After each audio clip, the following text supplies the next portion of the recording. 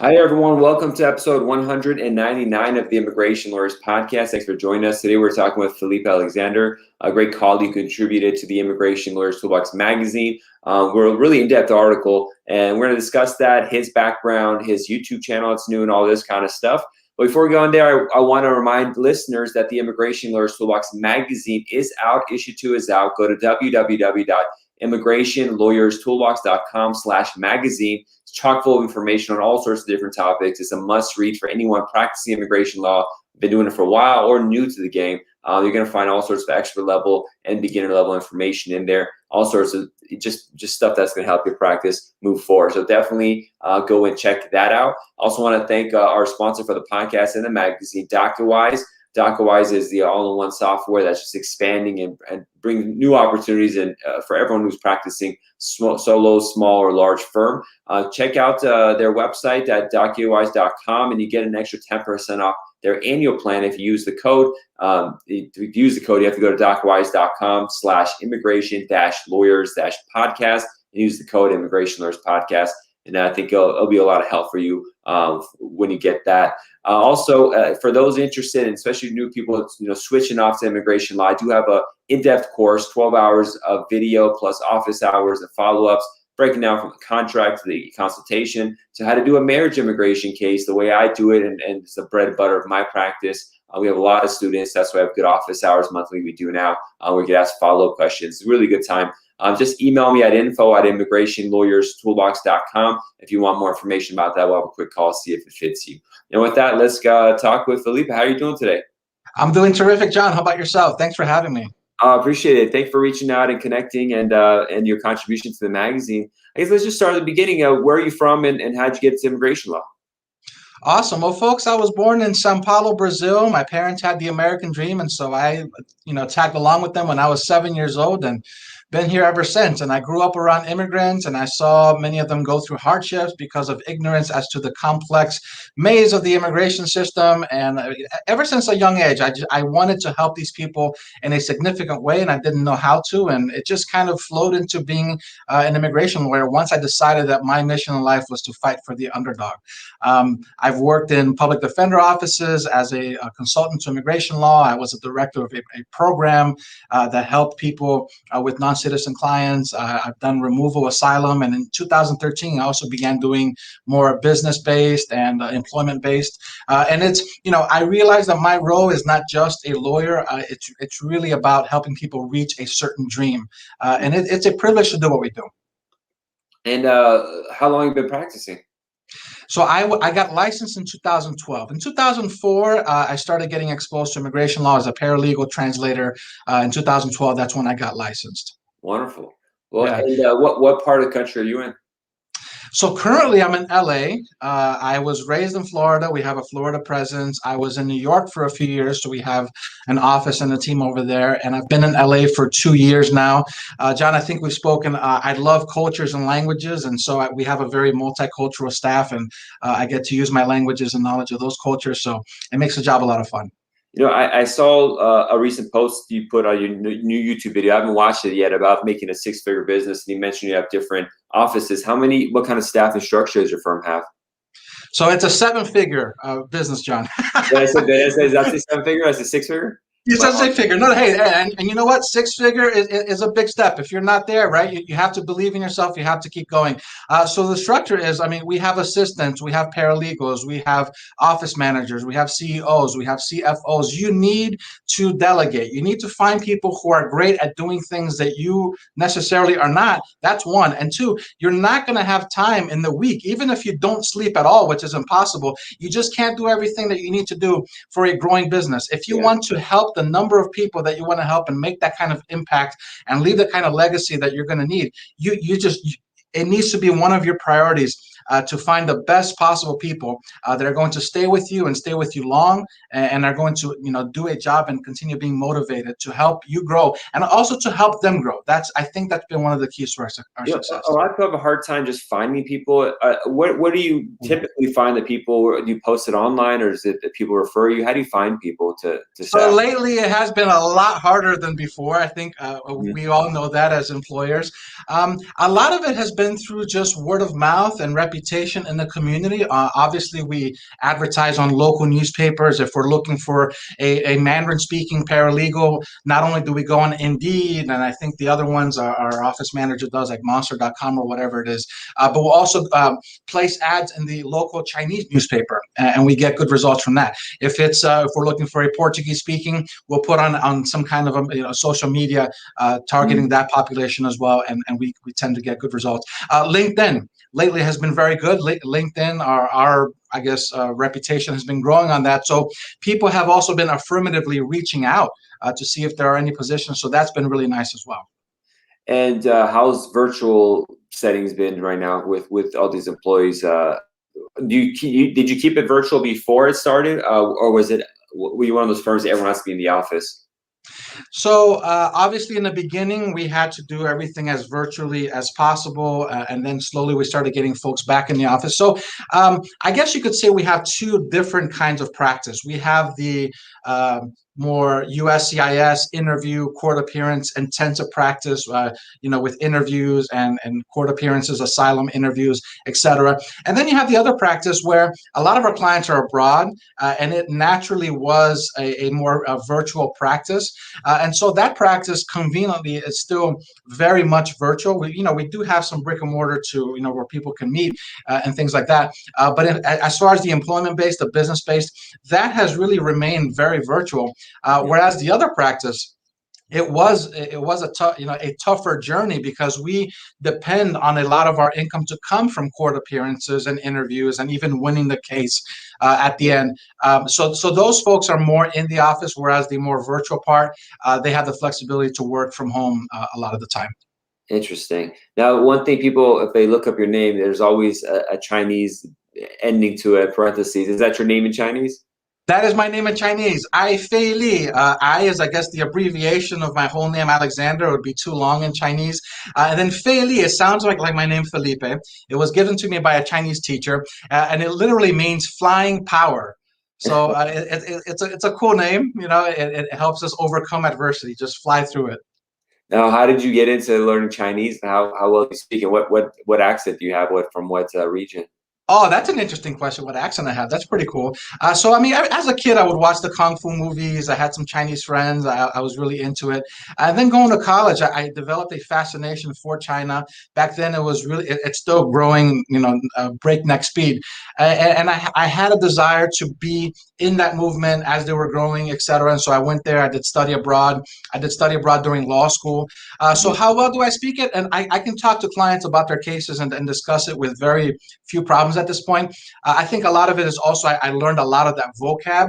Whereas if they're talking about something where Chinese literature or something, you will lose me because I didn't have that kind of education. But as far as talking about the cases or social issues and things I love talking about, I have a YouTube channel also strictly in Chinese, where I talk about immigration issues in Chinese. I do lives. So those are really interesting because then I have to read the Chinese live as it comes. So that's been a pretty cool challenge.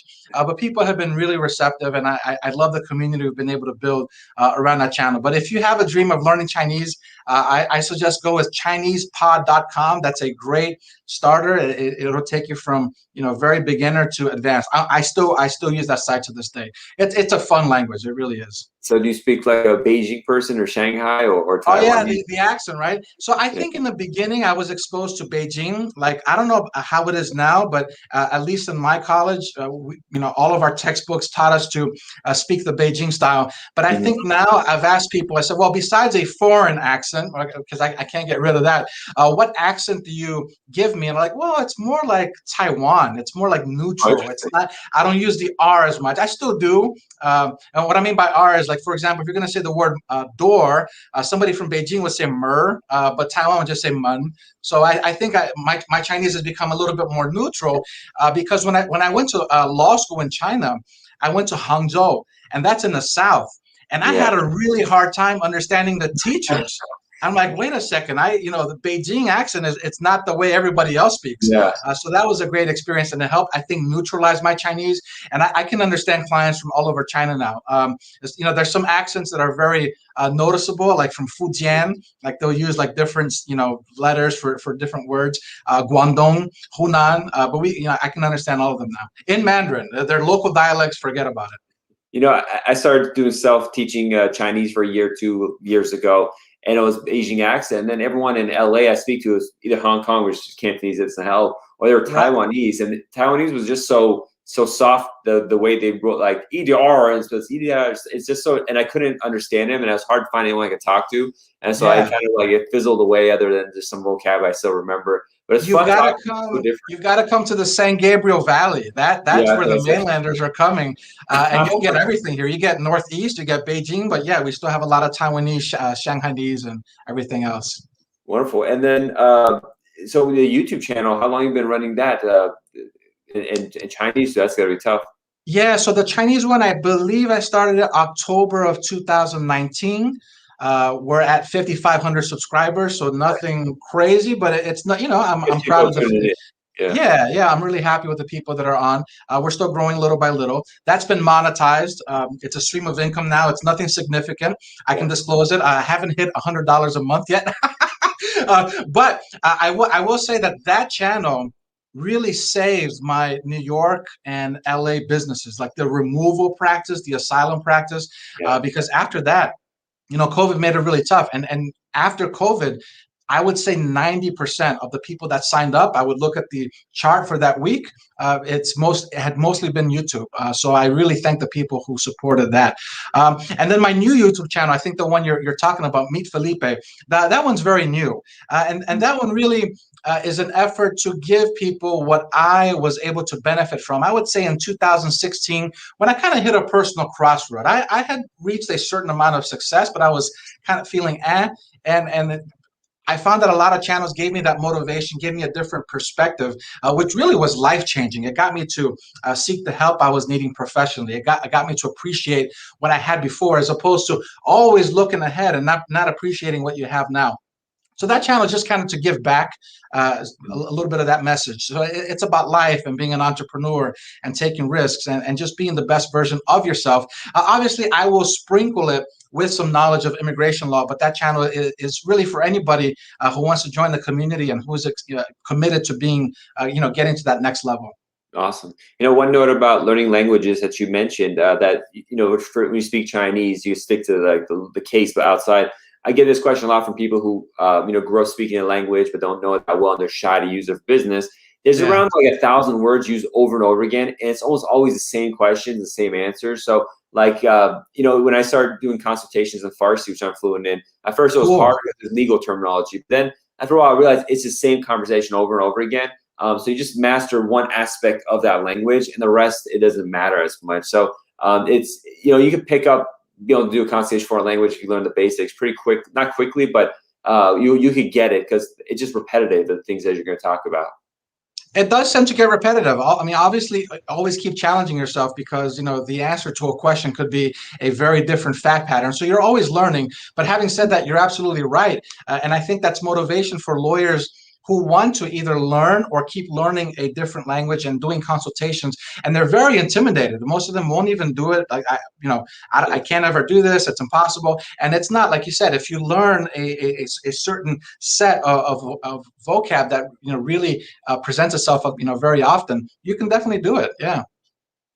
Now, definitely. Now, you were kind enough to contribute an article on national interest waivers, which, the rules changed a couple years back to the benefit of applicants, which was a major shift in the old NISDOT standard. How have been your national interest waiver cases? How long are they taking on average right now for an I-140? Is it all over the place, or are they? Is there any time frame you're seeing? Right now, it's all over the place. The approvals we're getting, clients have been waiting for over a year. In the good old days, it was 6 months, or sometimes 4 months, we had an approval. Now it's longer. I know the Biden administration, they want to invest in increasing efficiency, so we look forward to that. We're also looking forward to a possible premium processing on that. That would be terrific. But right now, clients are waiting, over a year for an approval. Let's see what happens down the road for current clients applying right now. But yes, but definitely the law has changed to the benefit of these applicants in 2016 with the case law matter of Danasar from the AAO. And that really opened up the pool of possible applicants that can come, because the standard was very lofty before.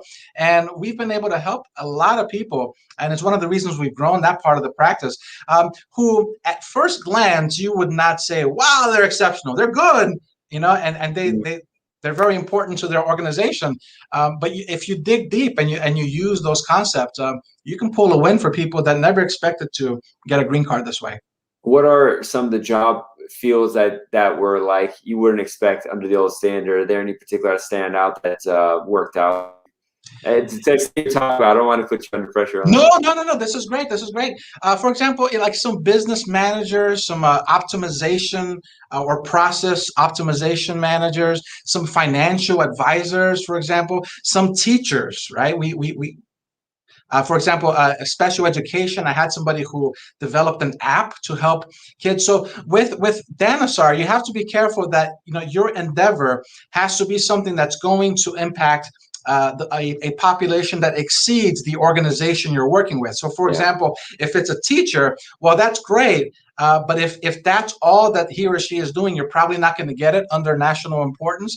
But if that teacher is writing articles, or if that teacher has a blog or a channel or something significant, or created an app, that teacher can get it. So I always remind people, look, yes, we frequently help, engineers and entrepreneurs and people in the medical field, etc. But it's really a case by case. So if you think that you have some good experience in your field, you have that advanced degree, or you don't have an advanced degree, you can get it under exceptional ability, you should definitely do a consultation. When I read the AAO decisions on national interest waivers, one of the most denied ones I read is teachers. And the main reason is that it attaches to the national aspect. They may be like the Teacher of the Year award, all this kind of stuff. But if they're just at one school, that doesn't hit the national level. And that prong is for some cases really easy to match. But for a teacher, I think that's one of the harder ones to get. But it's doable. Now, this is controversial. There's a firm in Florida, and I think it's partially managed or some way by a non-lawyer. But and they're Brazilian. You may have heard of them. They're from your hometown originally. But they're saying like everyone gets NIWs and pilots and stuff like that, and they show approval notices. So it always bothered me. So there's a pilot shortage. The pilots should be able to get NIWs and stuff like that. So it's always like, are they really getting it? Is it working out and stuff? But they should put a post approval notices. So I'm not sure what's going on there, but you can play with NIW if you could prove the national importance, and they're going to continue that work in the United States. It might be worth a shot. Just got to heavily document it and have some good facts to go with it.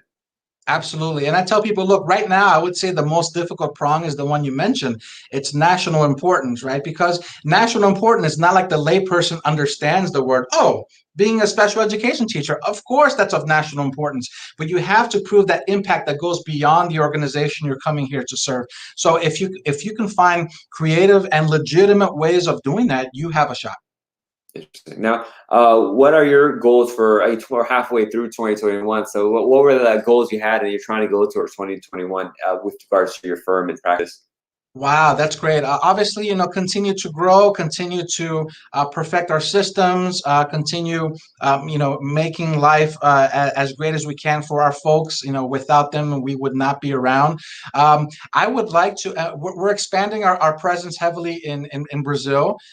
We have a lot of Chinese clientele, but I don't know if I can go back there because of the political asylum cases I've done. I've been very vocal against the government. So I think right now I'm not going to go back to China, but still, we're welcoming them coming over here. I'd like to go to Asia. Hong Kong is now out of the question, believe it or not. That's so disappointing because of the national security law and everything going there. I would like to expand into Mexico. I'm in LA. And there are a lot of qualified Mexican nationals who can apply for an NIW or an EB1, and many of them just don't know anything about it. So I would love to have a presence in Mexico. Just to share a tidbit, I just got news this morning. I had a case that was documentally qualified for an immigrant visa in March of 2020. We just this morning got an interview notice for CDJ. So for those who have Mexican cases that are just waiting and waiting, that might help you with the timetable a little bit on that. So you got a huge expansion plans going. I mean, are you going to go compete with Fragment? How big is the long-term goal next 5 years? Are you going to be? expanding is good, but is there a limit, or is it just what picture do you see yourself firm being? I love, when I'm building and creating, that's when I'm the happiest. But it's never sacrificing quality, right? I mean, because that's how you grow. That's how you grow organically. It's through happy clients, and they come back for another process they have to go through. They refer their friends, right? And so quality is essential. So if it's not jeopardizing quality, if my clients are happy and I'm able to continue growing, I still have some ambition left in the tank. I have a 2-year-old, so I figured, the next, before he goes to school, I can still do pedal to the metal, and once he's in school, I hope to, kind of be a little bit more available to go to his plays or whatnot. Yeah. Any plans on having more kids, or that's it? I want to have more kids, but right now, at this very minute, it's not in the books right now. But who knows? Maybe a year or two, we might change our mind once he starts being a little bit more independent. Maybe he starts going to preschool, and it becomes a little bit more feasible because we run a business, we have a kid. We're very lucky. We have a great mother-in-law and now a father-in-law helping us with him. That's how we're able to do what we do.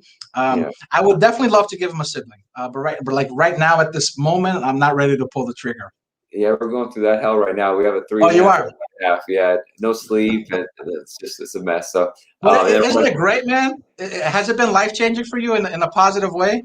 Yeah, overall, I mean, like, I can't wait to have a third, and ideally, I'd want to have like 5 or 6 or 8. I wouldn't mind having an endless amount of kids, but for you. just physically, it's like draining. So, like, I mean, like last night, I woke up at 3, awake for 3 hours, and eventually, I just want to get angry and mad. And so then, like, my wife, we take turns to avoid anger getting to above a level, but just because of lack of sleep and tired.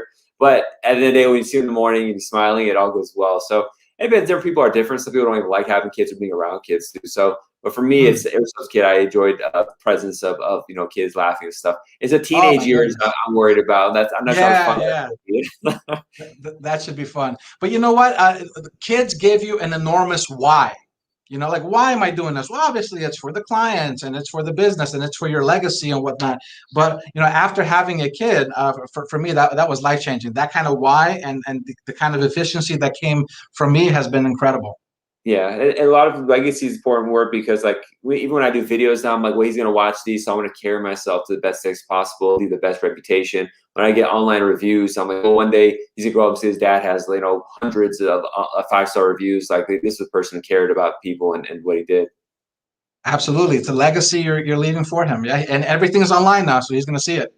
Yeah, and that's one of the reasons I do more video for those who are thinking about marketing is you can really see me aging and growing on there, and I try to kind of have to talk about myself a little more in it. I mean, ideally, I'd have videos that I set at home. I talk to my children so when they get old, they can see it. But I just don't get around doing that. That's why my even podcast and stuff, I kind of try to put myself in there. So if they ever go on YouTube and they catch it, they'll see like a little bit of my flavor of how my personality was, and it's pretty much how I act here is how I act in person.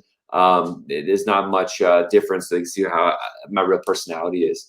So you're in LA, and are you plan on moving, or are you in LA going to be the headquarters? I'm going to be in LA for the foreseeable future. I like it here. I plan on raising Vinny here. When I say LA, if I can specify, I'm in the eastern part of LA County. I'm in Walnut, Rowland Heights. So not too many people have heard of that, but if you like amazing Chinese food and practicing your Chinese, this is definitely a place to be. You asked my expansion plan. Another expansion plan I would like to have is I'll probably start with a virtual office in Hollywood. I really enjoy doing cases for artists and actors, and I want to get to know that community as well. I think that'll be fun. And why not? I'm in LA, right? But yeah, so I'm not going anywhere anytime soon. Awesome. So it was a pleasure speaking with you. I'd love to have you on. Thank you for contributing the article. We'll be happy to have another one. You wrote really well. Stay on the line before we go. But if there's a way people can reach you, both contacting you and social media, is there any way that preferred? LinkedIn. If they look up my name and find me on LinkedIn, send me a direct message. I think that would work great. Awesome. Appreciate it. Thanks a lot, Felipe, for coming on the show. No problem. Thanks for having me. You're welcome. And to catch your article, just go to immigrationlawyerstoolbox.com/magazine. It's in there. It's an in-depth article, and it's longer. It's more words than it's allowed in an article, but it was good, so I kept it all. I didn't have to make it shorter. Thank you, John. You got it. Thank you. So if you are interested in getting NIW, people just make businesses just a firm that just do NIWs. I mean, there's just so much business going on there. So you could just have an NIW practice and make a brand. You can have an NIW practice focused just on engineers, just on physicists, and you keep it going, a small firm like that. So it's pretty manageable category, and business is good. You just gotta know how to do it, and then do the marketing that goes with it. But thanks again for helping people have that kickstart to get it going. No problem. Thank you, John. You're welcome.